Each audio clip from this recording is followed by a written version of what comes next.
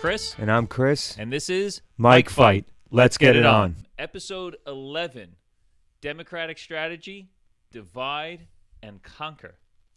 Chris, what are your thoughts on the latest development? Maybe latest. We'll see. Maybe it's been a little bit longer than just the latest developments. But there seems to definitely be a pattern in which the Democratic Party tends to operate. Okay, whenever it comes to either in when they have power, like currently do now, or when they are not in power and are trying to become, getting power, there seems to be a certain strategy, a certain pattern. What do you see, and what's your thoughts on that? What I see is the Democrats like to tell everybody the reasons behind everybody else's motives, because the motives usually that actually exist aren't fitting to what they need the narrative to be. So what I mean by that is, the latest thing that you're talking about where Asian Americans now are joining up around the country and having protests and rallies in support of this hashtag Stop Asian Hate, I think it is.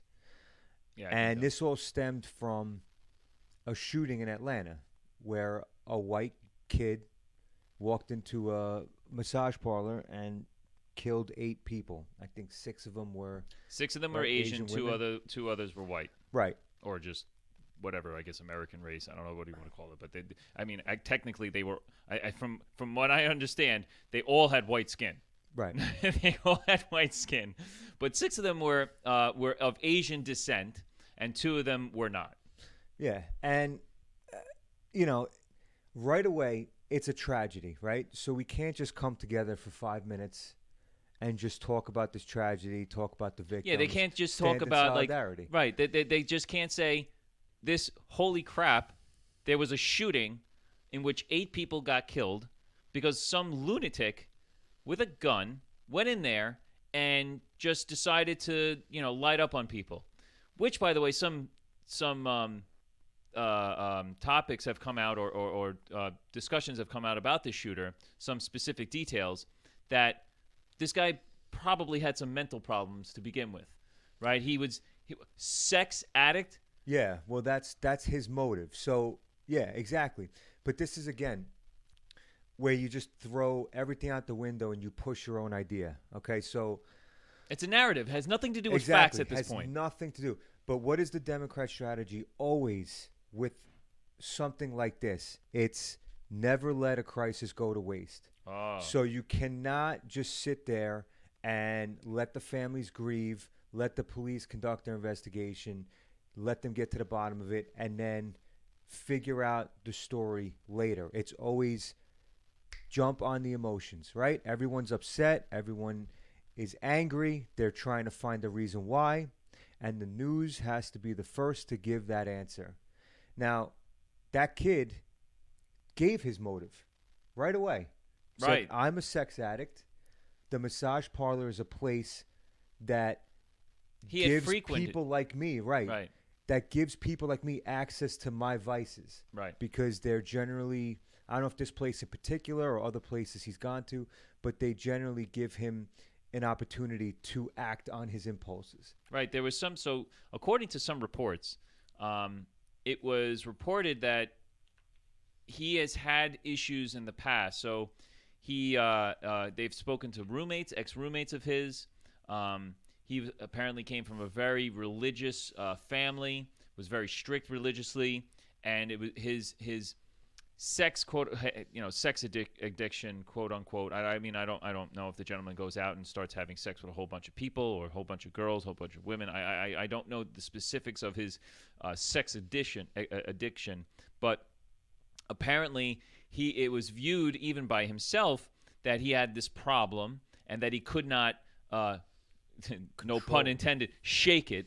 But he couldn't get rid of it, and he would frequent these massage parlors.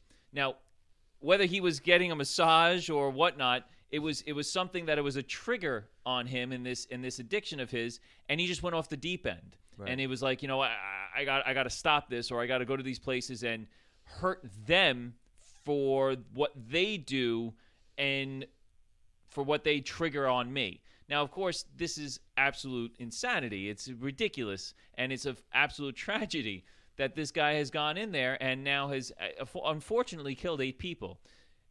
But to your point, the Democratic Party or particular individuals that lean democratically, I would more go that way, because I don't know necessarily if the Democratic Party is 100% on top of this, but it's definitely... No, but the reason why I lump them all together is because they're either on board with this type of tactic, or they keep their mouth shut and they let I these agree with people that. run rampant, Absolutely, and ruin the party. So you're just as implicit as the rest of them. I agree with that. So it's almost like guilty by association, Right. essentially. But it's definitely, there are those individuals that are now, they'll take this, and to your point, never let a good tragedy go to waste. That right there was definitely part of the Obama administration, because it was mentioned during that time. It was Rahm Emanuel. Right, it was Rahm Emanuel. Absolutely. That was his phrase, and he was the chief of staff for the Obama administration, for President Obama. So I'm telling you right now that you hit the nail on the head with that they don't want to let this go to waste. And as I mentioned in the intro, divide and conquer. That's exactly what this is meant to do. It is to pit one group against another group, where technically there are no groups. They're all self-ident. We are being forced to label ourselves into different subsects, which is terrible. It's just awful. Right. And this is where you know that this is their tactic that they're going with, okay? The guy gave his reasoning. He gave his motive. Right. Now, it was like right off the onset. It was one of the first things to come out of their initial investigation. That's how an investigation works, okay? Now, whether you believe him or not, that is what he told police. So that is what you have to go on. If somebody tells you they killed somebody for a reason, that's why they killed them. Unless you find something else otherwise, that is why they killed them. Now, instead, the media doesn't like that because it doesn't fit the narrative, right? You're trying to create a new conflict between Asian Americans and the rest of the country, mainly white Americans, of course, because everything always comes down to white supremacy. So when they were confronted with this, saying, wait a minute, this has nothing to do with white supremacy. The guy didn't, it's not a racial thing. It's not a discrimination thing. He didn't go in there to target Asian people specifically because he hates Asian people. He went in there for his sex addiction. I forgot who it was that said it, but their almost exact quote to that response was, he doesn't get to choose the reasons why he does things. That's not how this works. That makes no sense. Asshole, that's exactly how it works. Absolutely no sense. That's exactly how it works. Like, that's what motive is. Like, you don't get to pick why somebody does something, and just because you want to run with the story. That's not how it works. You're not in people's heads. But again, that is exactly what they do, because, like we said before, everybody's upset. Everybody's running on high emotions. I could just imagine. And dude, that's like, I'm gonna go. This is a joke, but I'm gonna go and I don't know. I'm gonna burn this building because I don't like the manager, and I don't like the manager. He did something to me a long time ago. I used to work here. I'm a disgruntled employee. You know what? I'm just gonna go. I'm gonna burn this place down. And then all of a sudden you get the reporter. Oh, so why'd you burn this place down? Why'd he burn the place down? The police. Oh, well, apparently he was a disgruntled employee. Wait a minute. What color is he? Oh, he happens to be a white guy. Who's the manager of the place? It just happens to be a black guy.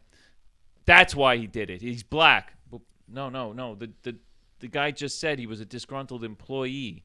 He didn't like the way he was being treated, several years ago. He left, but it stuck with him, and he's got some, mental issue going on, and he wound up burning down. No. That's not the reason why. That's not what it is. He doesn't like it. He's being suppressed. He doesn't like black. He's a racist. But no, he has tons of black friends. He's actually part of like a basketball team, a youth group, and he helps them and coaches and all this other stuff. No, he's a racist. That doesn't count. the hell? Wait, Yeah, wait, what are you talking about? But yeah, and What the hell are you talking about? right. And Makes no sense. It doesn't matter what you say because they're going to run with their Who's story. writing this crap? That's basically what it is. They're in a bunker. They're writing all the narratives that they need to write, and they're just waiting for an opportunity for some event to happen. Yes. And it's like, oh, this fits this narrative. Let's go there. Oh, this tragedy fits this narrative. They're like just picking it out. It's about getting out in front of it. That's why, because you create that narrative. You run, even if it lasts a day, 2 days, the damage has already been done because you've already stuck it in people's heads that this is the reason why. And like most things, many people don't pay attention to the actual news stories. They read the headline, they maybe listen to 30 seconds of a clip or somewhere, and that's where they get their information from. And the best is when there are corrections made. Right. When corrections are made, where are they put? Like on the back burner of a newspaper, on the or very bottom of an article, it'll Right. say edited, or at the top it'll say edited to the original story, but they never actually come out and retract the story. Nope. But Never. So this is what they did, right? So they completely disregarded everything this guy said and came up with their own story to stoke these flames, and they're blaming white supremacy. White supremacy. White supremacy. Yeah, that this guy is a white supremacist. Has he had any association with any white supremacy group? No. Any as far as I know, as the no. investigation has turned out thus far, has this gentleman had any association whatsoever? Has he visited any websites? Has he had any interactions with anyone on meaningful substantive? So, like, basically, yes. Could someone have an interaction, like talk to someone who happens to be part of some white supremacy group? Perhaps, maybe, yes, that can happen. But when we say, when they have a conversation or they're talking about, it has to be about the substantive of like white supremacy. You can't just have like, oh, well, he spoke to that guy. If he's talking about his laundry, that doesn't make any sense. Like, that doesn't count. Okay, he has to actually have a substantive discussion about something white supremacy related, right? Has any of that come out? No. I haven't read anything about that. But, Everything's dude, been about it's this like, guy's sex addiction, to the point where his college roommate even said the guy was so obsessed with it that he would actually knock himself down, like mentally, and berate himself that he was dirty.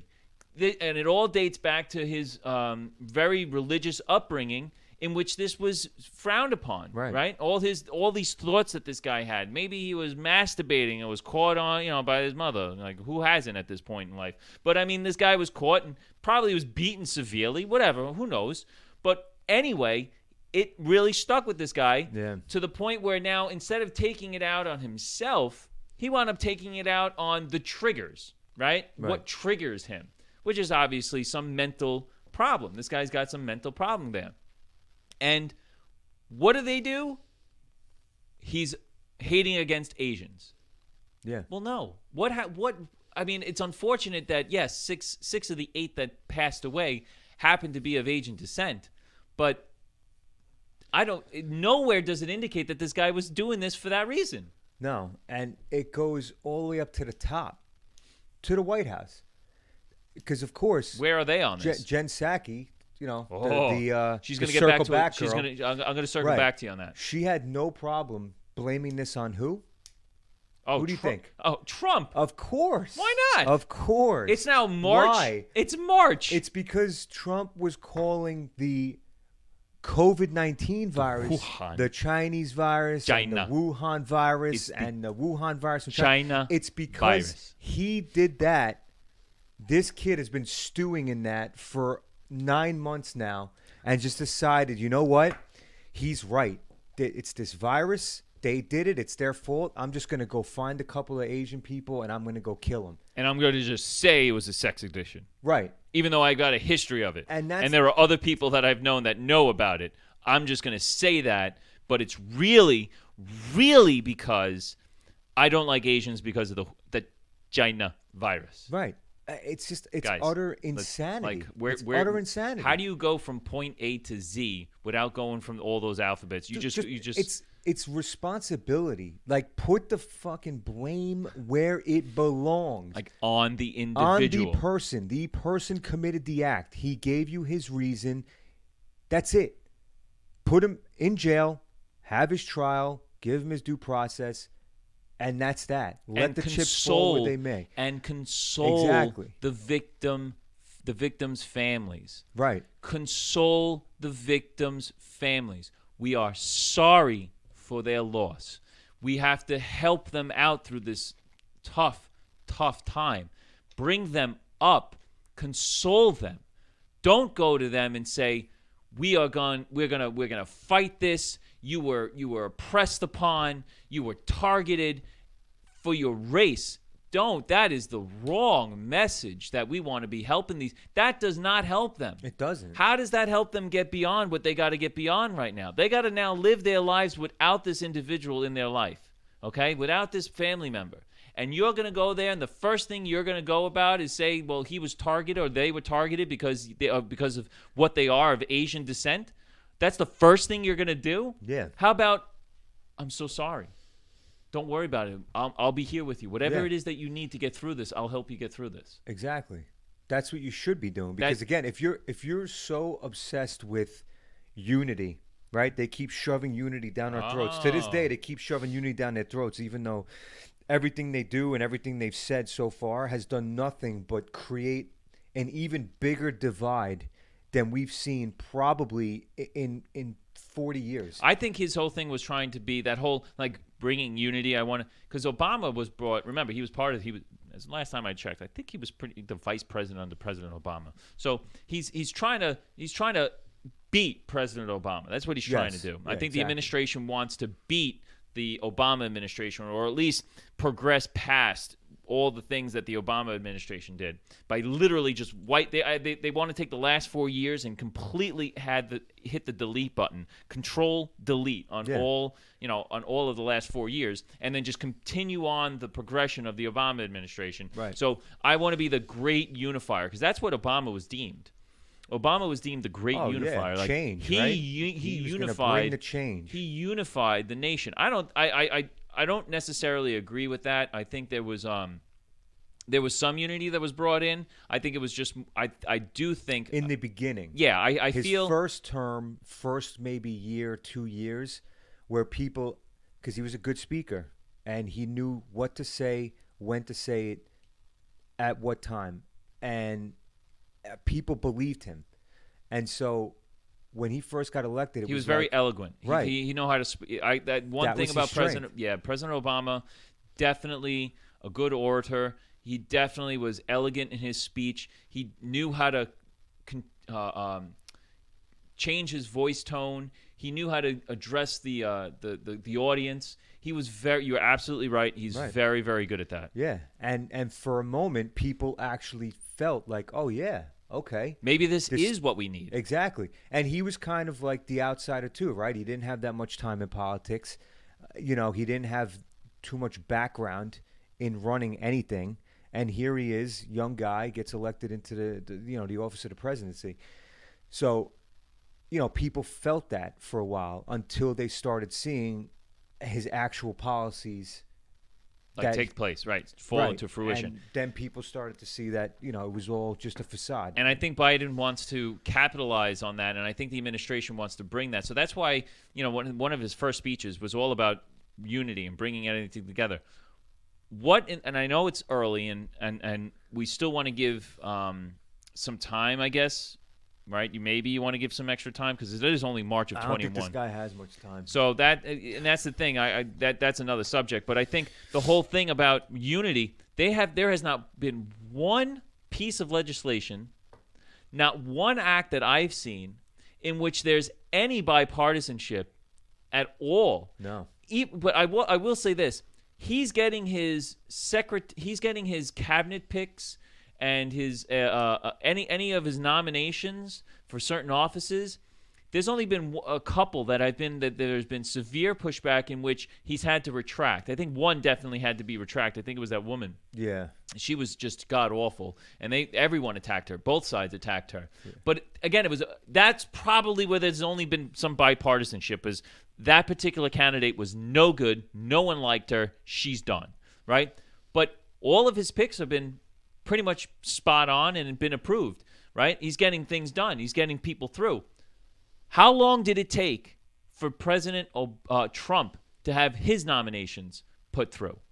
Right. Forever. Yeah. Forever. It took like almost 8. They went almost the first year, and there were still slots in the administration that weren't picked or confirmed. Right. Because they just weren't. They stalled. Well, they were trying to make it seem like his cabinet was a disarray. Right. And that the transition was a disaster. It was Nobody all, wanted to work for him. He didn't know what he was right. doing. All that stuff. Meanwhile, behind closed doors, everybody, they anybody with a rational brain. That's it, right? So knows what was going on. Again, it's about. Again, there leads to the strategy of divide and conquer. Yep. It is a well-known strategy because it's used in military tactics, right? Yeah. Divide and conquer. It's what they do. And you can correct me if I'm wrong, but if there's large mobs, right? If there are large gatherings, right? It's better to separate the gatherings or the mobs, put into smaller subsects, so that the people that have a little bit more control and know how to quell or squash any type of uprising, it's better to do it in small things as opposed to one giant thing, right? Because most of the time, the ones that are having the uproars outnumber, right, the ones that are there to stop it, right? Yeah, by sheer every numbers, situation, yeah, right. So what are they doing here? It's the government or the elites, right? You can say whether it's congressmen, senators, state senators, local leaders.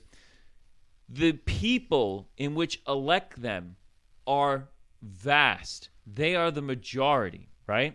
How do you control the majority? You gotta bite them up into smaller pieces, right? You gotta bite them up. So they divide them. How do they do that? They act on your emotions. They tell you certain things. They were killed because they were Asian. Meanwhile, there is not one shred of evidence to prove that. Right. But they're going to say it anyway because they're going to go on your emotion. Yeah. Right? Well, that's what they do. Well, what you got to do is when you want to get your point across like that, you don't want people to see through what you're doing to them, is, like you said, you separate them into smaller groups, you isolate them from each other, you isolate them from the world, and then you feed them the information that you need them to hear to get them to see what you're trying to push. And you completely cut them off from any other type of information. It's how you brainwash people. And that's what they do. And luckily, as a country, we're not there yet because their information is still there. You just got to do your own due diligence, and right. That's what we don't know what to do. But this is why people push back. Whenever you say that the Democratic Party of today is trying to become the new socialist party of this country, people push back on it, is because the government itself is not necessarily going out there and pushing socialist ideas. But the way they're doing it is through media and through the big tech companies, right? So you own all of that. You own most of the media companies. You own most of the big tech. Everybody can agree, and if you don't, you're blind. You live under a rock. I'm sorry, but everyone can agree that most of these companies are left-leaning companies, and that's who controls the information, the narrative, what people see, what they read, as opposed to what they don't.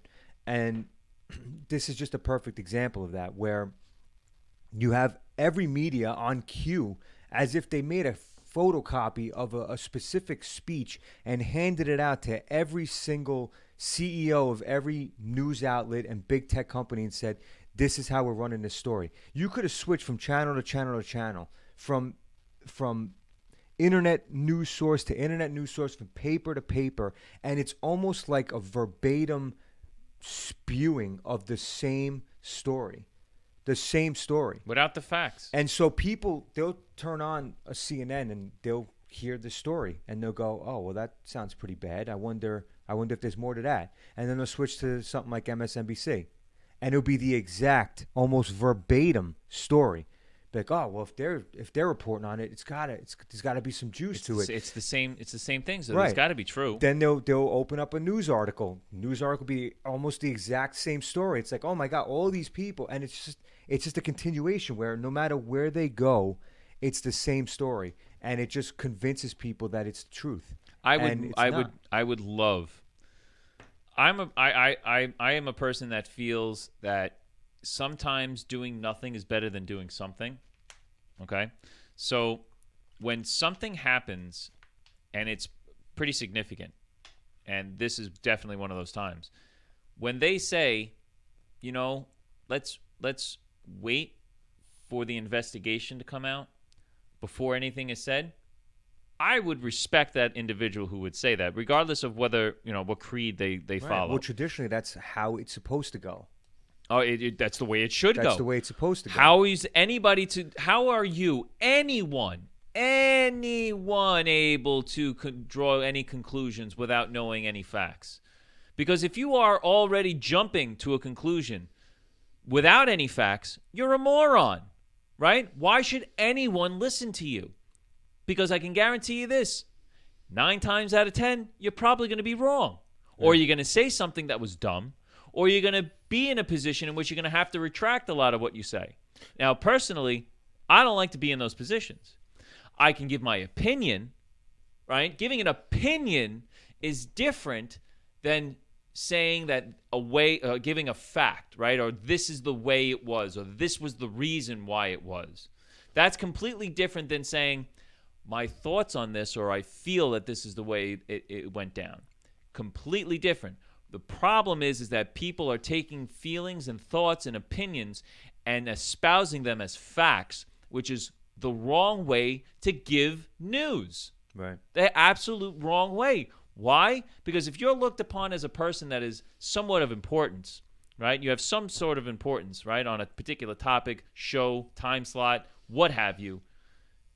People are going to take your opinion as truth, right? Mm-hmm. When first of all, they shouldn't, but you're given that quote-unquote power or authority.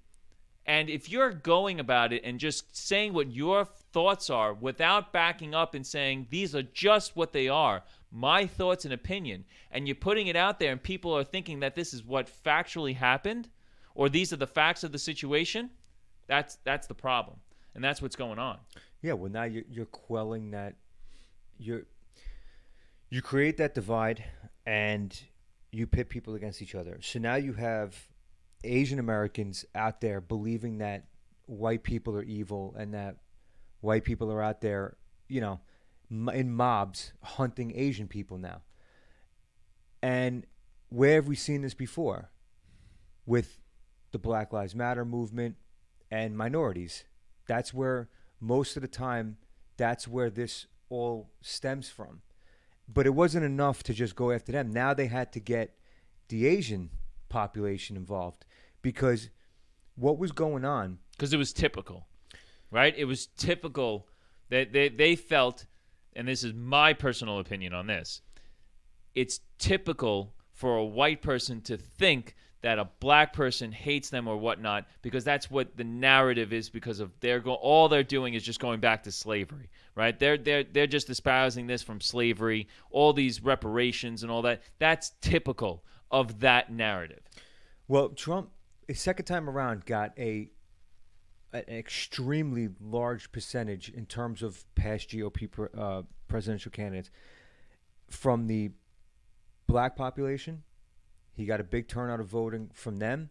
He got a much higher turnout for Hispanic voters. And he had a bigger turnout for Asian voters. Despite everything the Democrats were telling you about Trump and how he was a racist and a bigot and hates everybody, he actually had a bigger turnout amongst minorities than he did for white. With the Hispanics, it was the Cubans. Right. Cubans, the Venezuelans. And the Democrat Party actually had the bigger increase in white voting. So the Democrats saw that and they said, what the hell are we doing wrong? How is this guy, after everything we've pushed to the public for 4 years, how is this guy getting more votes from those populations than he did in previous years? We need to do something. And so everything that Biden has done is to stoke those flames of division between white Americans, black Americans, Hispanic Americans. I'm going to correct you on that. Biden hasn't done crap. Maybe he's only done that is taking dumps. Maybe that's all he knows. He knows his schedule that, 8 o'clock I got breakfast. Okay, at 9 o'clock I get to go take my deuce. And then at 11 o'clock, here I go. Oh, they got my nice cup of tea with 2 things of sugar. Okay. Oh, what do I got to do? I got to sign a piece of paper. Oh, what is this for? Oh, you don't know. Okay, I'm going to sign. Here, okay. And then Papa Joe, 12 o'clock, is it my time for my nap yet? Okay, I'm going to go take my nap. I'm going to go, hold on, the photographer here. Let me look out a window with a serious face. Hold on. Okay, it's time for my nap. Let's go. I'm going to go take my nap time. Okay, that's Joe. Put the crayon down. Put the crayon down. It's Sleepy Joe. Use the pen. Sleepy Joe. Hey, Joe, come on. It's time to get up. It's time for. It's fucking sad. It's 1 o'clock. Really okay, is. here I go. I gotta go. What do I have to do? Another photo shoot? Okay, I'm gonna sit in my chair. Somebody, give me a pen. Give me a pen. Is there Where's a blank piece of paper? I'm gonna start drawing a house. Here I go. I'm gonna color on the house. Okay, Joe, it's 2 o'clock. You got your next. Oh, okay. Actually, that's too much. I'm sorry. That's actually not his schedule. He's got to go 3 hours in between things. Do you realize that his schedule has nothing of substance on it? No, they don't have a schedule. They can't have a schedule. They can't give the media or the public any type of schedule because they have no idea what state that he's going to be in on any given day. Why hasn't he had a press conference in 60 days? 60 days now. That's the longest in history, I think. Jimmy Carter has the longest. I think Jimmy Carter gave it in April. 2 or 3 weeks into April, he gave his I think his State of the Union. So he's knocking on that door. I'm not even looking for a State of the Union. I'm just looking for a press conference. He can't. The second, I can't wait. This week, right? Isn't he supposed to do one this week? Wednesday or Thursday? He's supposed to have some kind of press conference finally. Well, I know he had a TV thing last week, right? Or 2 but weeks ago. I think this week he's supposed to have one where, as long as Nancy Pelosi says it's okay. Where he's going to have to answer questions. Gotta be careful. Answer questions. Yeah. Randomly? I'm pretty sure that I'm pretty Random? sure He doesn't even know what that is. Are you a question? What? Yeah, What's a question? They'll have the Listen, the teleprompter poor man ready. fell up walking upstairs. I heard it was actually the wind. It was the wind. It was the wind. But if you see some of those memes out there, Trump has a mean drive, man. He would clocked him 3 times in the back of the head, according to those things. He's got a nice fastball. Mario had some action. Mario's out there throwing banana peels everywhere. All right. In all seriousness, getting off track now. But this is what's really going on. It's all about the attack to divide us, make us go at each other. Because once we start attacking each other, we need a hero, and that's where the administration takes the 80-year-old Sleepy Joe. He's coming out of hibernation to save us, to unify us. We have to be divided in order to be unified. Yeah, well, that's the strategy. Like we were talking about this off air before, but you need to create that chaos. You can't tell people that the country sucks, that everyone's lives are terrible, and that this is a bad place to live. If everyone can just look out their window or look at their paycheck or look at their friends and go, wait, my life is actually pretty good right now. What are you talking about? Now, yeah, of course, not everything's perfect. There's turmoil and there's always there's bad shit going on out there. But for the most part, as a country, we were doing pretty damn good. And they need to create that chaos. So what you do is you take these stories like this, you run with those narratives to create that divide. You write curriculum like critical race theory, where you're teaching kids to hate themselves for being white, where they have to apologize for being born white and basically, accept the fact that they're born racists and that, there's nothing they're ever going to be able to do. And any denial of it is only exuding that what's the word I'm looking for? Exuberating that racism. Right.